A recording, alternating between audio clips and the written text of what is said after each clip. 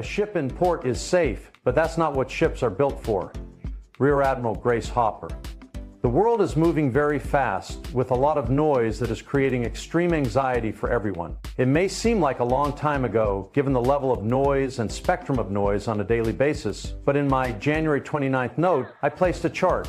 I did so clearly before I knew that in a matter of days, the S&P 500 would go from an all-time high to a swoon. But what is important is perspective and scale. Here is the chart once again to see how often what is going on right now normally occurs. As can be seen, corrections of 5 to 10% happen on average 3 or 4 times per year. Hence, what we are experiencing is not out of the norm. The reasons why are, of course, different, as they are always different, but please know that this is just what markets do. Given that this digestive phase isn't over till it's over, I want you to also notice that a correction of more than 10% is usually an annual event. When you see bigger drawdowns than this, they tend to happen even less often.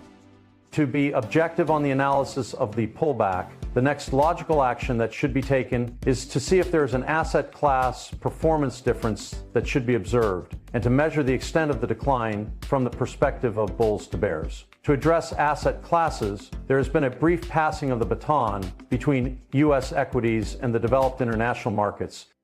Is this because international markets are beginning a move that could have real legs to it? Or is it a reflex move because the foreign markets have been lagging for so long that they appear inexpensive and therefore reflect opportunity? That is an answer that can only manifest over time, but a move is a move and it must be respected. More importantly, though, I feel, is the level of extreme that we now seem to be observing and measuring in attitudes towards the market. Here is a chart reflecting the AAII, American Association of Individual Investor, sentiment poll. As can be seen, the level of negative sentiment is at exactly the same level that it was at market lows in November of 2022, and has far exceeded the negative periods during the entire years of 2023 and 2024. What I find even more shocking about this chart is that it is extremely rare that investors are bearish when markets are at all-time highs. In this case, since 1987, there have only been 11 instances of this, and out of the 11 times, looking at recent history, since the world is far different today than it was in 1987, for many reasons, I am going back to the period of the great financial crisis. 83% of the time since 2009, the market was higher 12 months out, at a median return of 15.7%. This is quite strong. Taking a shorter analysis and focusing on the period from 2022 to present, here is an illustration of how incredibly quickly and extreme this pullback in attitude has been in the last 2 weeks. Also, it allows us to reference the level of decline in the S&P at these low points. This really doesn't tell us anything about what to expect in the future, but it does show us what could happen next. To answer the question about what could happen next, I ran a study of what happens when the number of bulls drops below 40% again, going back to 1987. This is even more consistent. Of the 11 times that this has happened, this time being number 11, there was only one time in 2022 that the markets were lower 12 months later. That is a 90% rebound ratio with an average return of 22.3%. Again, this is not what I am forecasting, but the facts are the facts. Historically, of course, history is no guarantee of the future, but it is a pretty solid statistic. To change gears a bit, I want to come back to the economy. Last week we had reading on the economy and jobless claims staying consistent in its forward progression at a bit under 3% annual growth. This is sort of a Goldilocks level, not too hot, not too cold, so not inflationary. On the labor front, we are experiencing some anomalies due to the Doge and the massive reduction in jobs at the government level. Again, numbers are numbers, but a picture is worth 1,000 words. Here are the Washington, D.C. unemployment claims going back to 2023. Clearly, this year has been one of decreasing the size of government in Washington.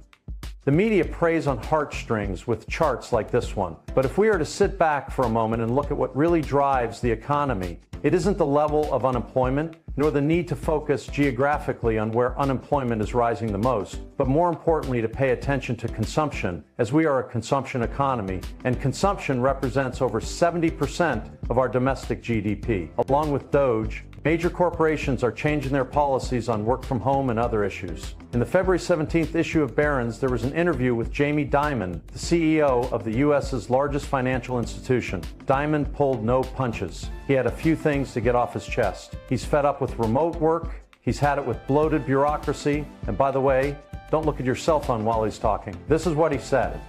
Going into the office, I've been working 7 days a goddamn week since COVID, and I come in and where's everybody else? Fridays, don't give me this S. That work from home Friday works. I call a lot of people on Fridays, and there's not a goddamn person you can get a hold of. JP Morgan has a 5 days in the office mandate set to start in March. Younger generations. Dimon feels younger workers have been hurt by working from home, missing out on opportunities to meet people and exchange ideas. They're being left behind, he said. This being the case, I wanted to touch on an old economic lesson of what U.S. GDP, gross domestic product, really is a measure of and how it is calculated. Before you have bad flashbacks on Econ 101, please look at the illustration here. Consumption is being kept uncharacteristically high by the amount of money on the sidelines and the spending capacity of the highest wage earners. As of February 20th, this is the amount of money that is sitting in money market funds. This may look familiar, as I have put this in my notes many times. What I find important to continue to monitor is that even though consumer confidence is declining, the AAII measures of investor bullishness are declining, the amount of purchasing power and prospective investment capital continues to rise. If we take this money market fund amount in this chart and look at it from the perspective of who in the economy controls this excess cash, please look at this chart. The majority of the consumption and the majority of the control of the consumption capacity is in the hands of the 10% of the economy that are the highest wage earners. They account for almost 50% of all consumer spending. If we drill down to see the share of spending of each income group going back to 1990, it is seen that this is a growing percentage. Moody's Analytics points out that this is the case, and I believe that in the most recent period, as short-term interest rates have risen, this amount of spending capacity is growing as money market balances are growing just by virtue of the fact that now short-term money earns over 4%.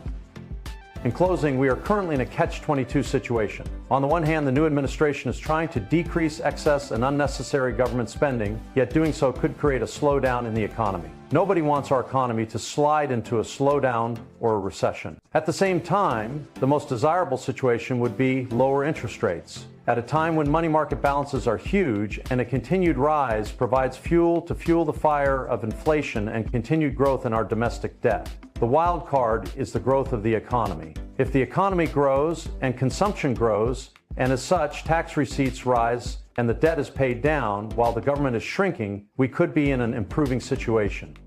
I realize this is a lot of what ifs, but this is why I am attempting to give digestible spoonfuls to you on a weekly basis so you can track what is really happening. The one last point to share is that we are on the tail end of Q4 2024 earnings. In looking at the numbers, not only are they coming in better than expected by a large percentage and forecasting even higher, as of last weekend, 97% of the S&P had announced earnings. Earnings rose by 13.4%, beating the Bloomberg expectation of 7.3% rise. But the overwhelming leader, as far as sectors of the economy are concerned, is the technology sector. I will leave you with this chart that shows that technology continues to have the highest sector beat rate. This is the sector that has been the leader and continues to lead. As always, please contact us if we may be of assistance.